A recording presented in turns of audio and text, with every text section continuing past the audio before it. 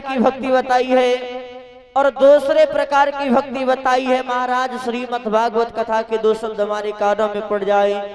महाराज जहाँ कहीं भी भगवान की कथा हो रही हो, इंसान को भगवान की कथा श्रवण करनी चाहिए, भगवान की कथाओं का गुणगान करना चाहिए। और महाराज आप ये सोचो, ऐसे काम पूरे दिन पंडाल में ही बैठे रहे। ये भी लिखा है कि एक घड़ी आधी घड़ी आदि में उपनियाद, जितना भी समय मिले भगवान की कथाओं का गुणगान करो, भगवान की कथाओं का श्रवण करो। और ध्यान रखना भगवत श्रोताओं, इधर बताया है श्री सूत जी महाराज समझाते, जिस समय गंगा जी के किनारे पर महाराज प्रतीप जब पहुंचे तो महाराज ने देखा कि एक बहुत सुंदर बालक गंगा जी की रेती में खेल रहा है। उसी समय राजा के मन में विचार आया, प्रभु हमारे घर में तो वैसे भी कोई संतान पैदा नहीं हुआ और ये बालक भी हमें अनाथ लगता है। तो राजा ने देर नहीं की, महाराज उस बच्चे को अपनी गोद में उठाया और गोद में उठाने के बाद राजा अपने महलों की तरफ लेकर के चले। और जैसे ही राजा महलों की तरफ लेकर के जाना चाहते थे, उसी समय गंगा जी की धार से आवाज आई, राजन ठहर जाइए, ठहर जाओ, ये बालक कोई अनाथ नहीं मेरे पति है। और महाराज जैसे ही इतनी बात सुनी, राजा ने जवाब दिया, चारों तरफ देखा कि यहाँ पे कोई दिखाई तो दे ही नहीं रहा, ये बालक कौन है।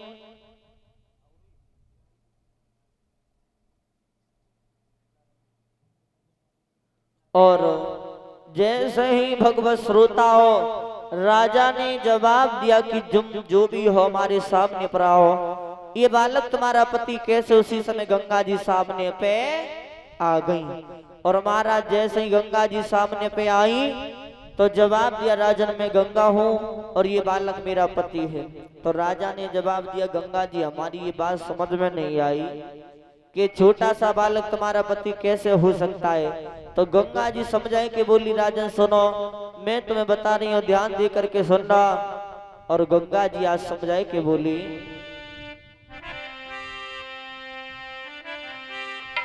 अरे ब्रह्मा जी की सभा जुरी, अरे बैठे थे देव परिवारी रे,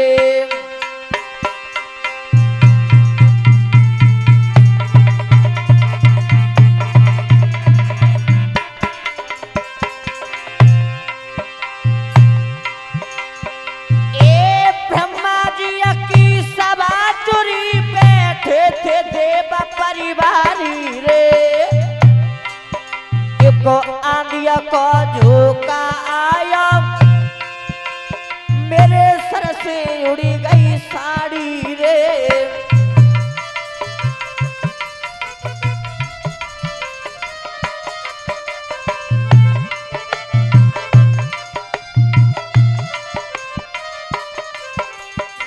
महाराज बड़े बड़े देवता जितने भी थे महाराज सब ब्रह्मा जी की सभा में बैठे थे ऊंचे ऊंचे आसनों पर।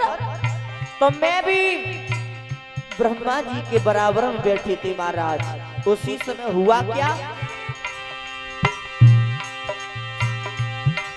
ए आंधिया का झोंका आया, मेरे सर से उड़ी गई साड़ी रे। और महावेश्वर राजा देख ही रहे और मुंह पे नजर पसारी रे।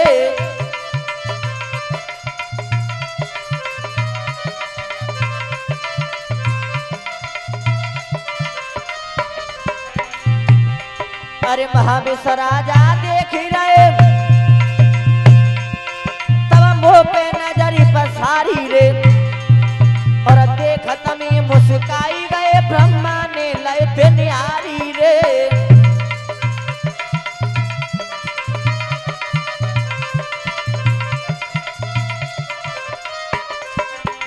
ध्यान रखना राजन, मैं तुम्हें बता रही हूँ, ध्यान दे करके सुनना कि जिस समय आंधी का झोंका आया, मेरे शरीर से साड़ी हट गई।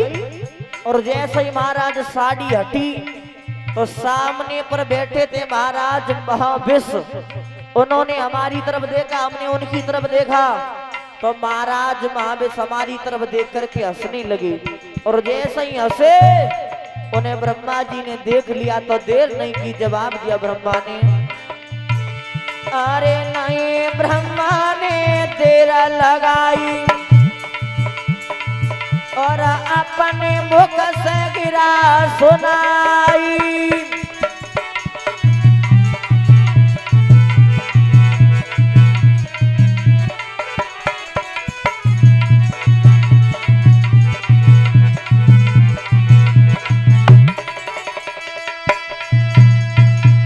जवाब दिया महाराज सुनो।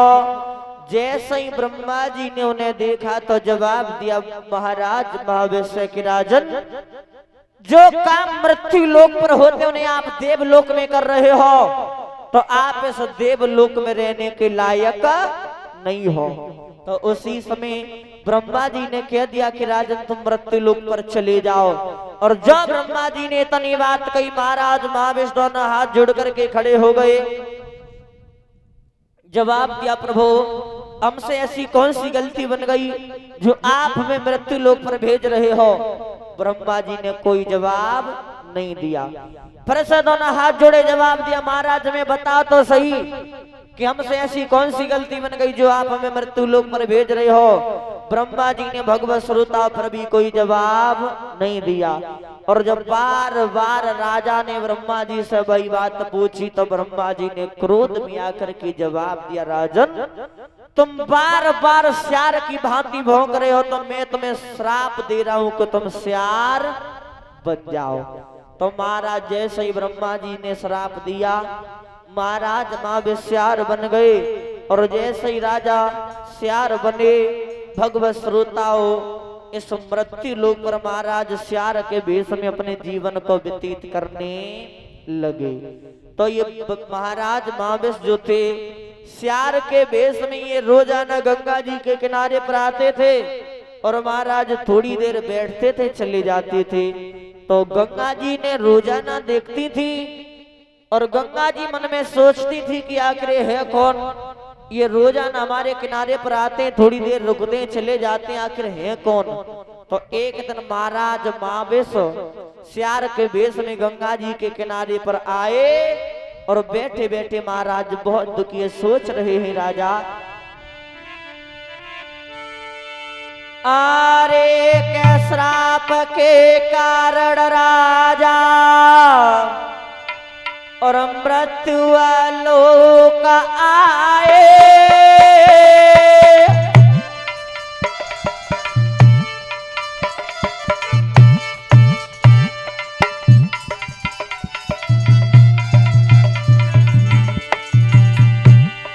अरे का राजा मृत्यु लोक आए, सब काया श्यार की भई महाविष मन में दुखी आए। सब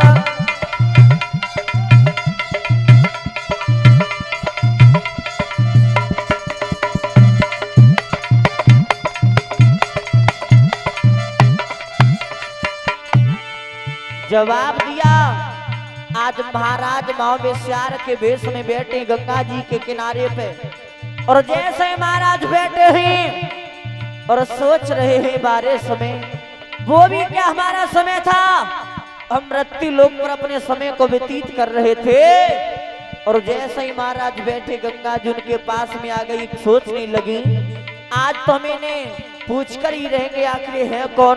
तो गंगा जी पास पहुंची और बोली, अरे गंगा ने गिरायो चारी है, तुम कौन से ख्वाब में कुए खड़े क्यों पारी हमारी है। राजा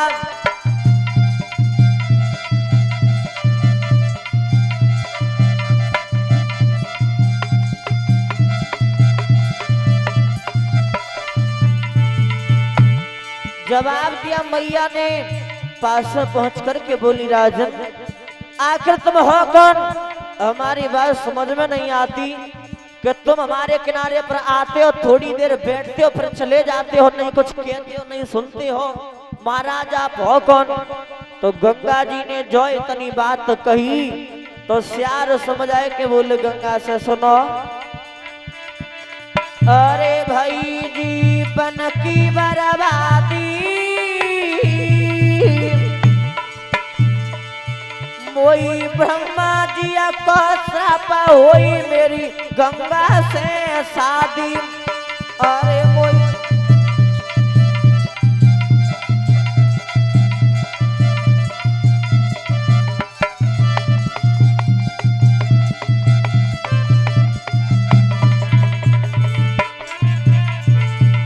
गंगा जी से महाराज महावीर समझ आए कि बोले गंगा जी सुनो, हमें ब्रह्मा जी का श्राप लगा है कि हमारा विवाह होगा तो केवल गंगा जी के साथ। और जो इतनी बात कही महाराज बहू का, अरे रहो नहीं जगत ठिकाना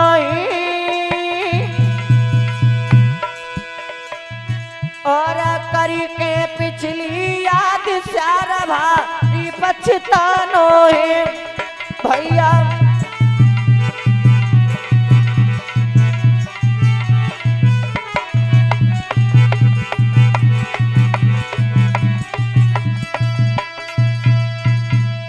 आज महाराज श्यार ने गंगा जी से जवाब दिया, गंगा जी सुनो, हमें ब्रह्मा जी का श्राप लगाए कि हमारा विवाह होगा तो केवल गंगा जी के साथ। तो गंगा जी ने इतनी बात जो सुनी, जवाब दिया, राजन तुम हमारे साथ विवाह करना चाहते हो? बोले बिल्कुल, हमें ब्रह्मा जी का ये श्राप लगा है। तो गंगा जी ने जवाब दिया, राजन अगर तुम हमारे साथ में विवाह करना चाहते हो तो महाराज हमारी एक शर्त है। शर्त कौन सी? कि महाराज अगर आप हमारे साथ चक्कर लगा दो, इस पार से उस पार, और महाराज उस पार से इस पार, अगर आप हमारे साथ चक्कर लगा दो तो हम तुम्हारे साथ में अपना विवाह कर लेंगे। और परीक्षित महाराज जी जो श्यार ने इतनी बात सुनी, महाराज शादी की खुशी हर किसी को होती है, और श्यार ने जो इतनी बात सुनी शादी की शर्त, देर नहीं की महाराज कर्म कौन सा किया? आरे तवा पैरो बढ़ाई दो भैया सूदो,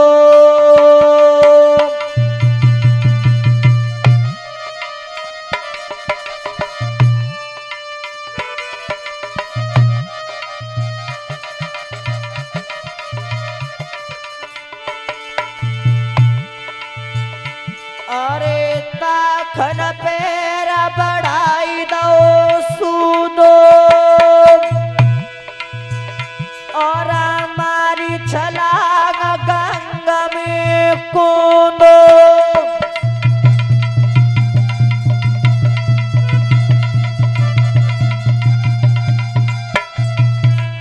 आज वो श्यार महाराज गंगा जी की धार में कूद गया, और जैसे ही गंगा जी की धार में कूदा, अरे नाई श्यार ने तेरी कीनी, हरा परिक्रमाया जो फैलिया दीनी।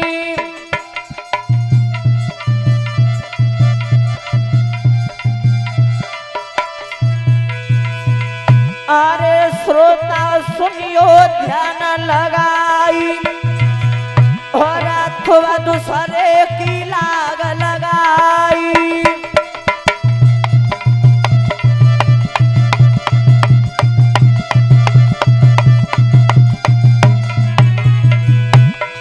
अरे पहलो चक्कर मारी दो है, श्रोता सुनी लो ध्यान लगाई। अरे 200 चक्कर मारी दो है, फिर तीसरे की लाग लगाई।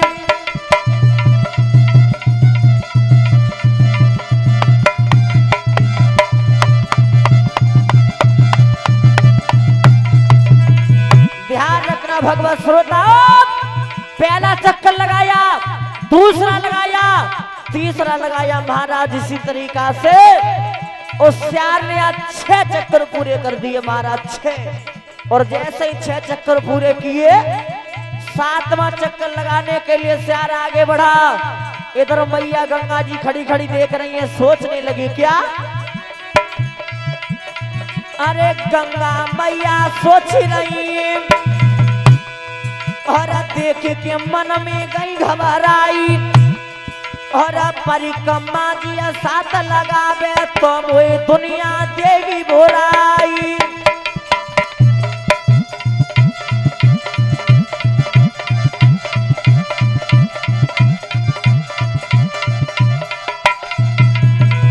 मैया मन विचार करने लगी, अब क्या सोच रही है महाराज कि हमने इस सियार से वायदा किया है कि 7 चक्कर लगा देगा तो हम इसके साथ में विवाह करेंगे। और महाराज इसने 6 चक्कर पूरे कर दिए, 1 चक्कर शेष बचा है।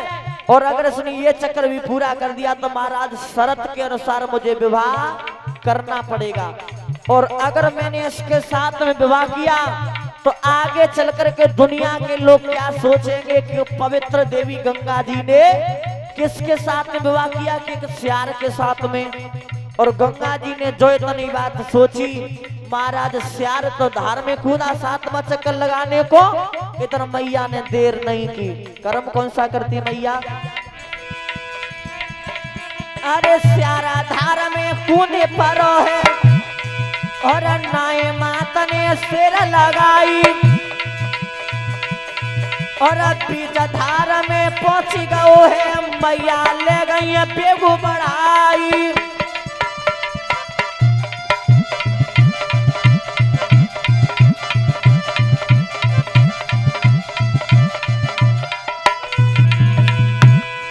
अरे बेग बढ़ायो गंगा मैया और सियारते फंदा पूरा परो है। और धीरे धीरे जाई रहो है, धारा में डूबी सोई सियार मरो है।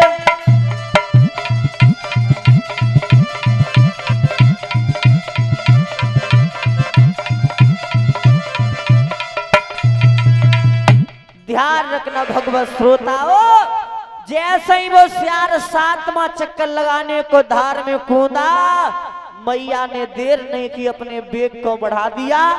और जैसे ही मैया ने बेग बढ़ाया, उस सियार की धार में डूब करके मृत्यु हो गई।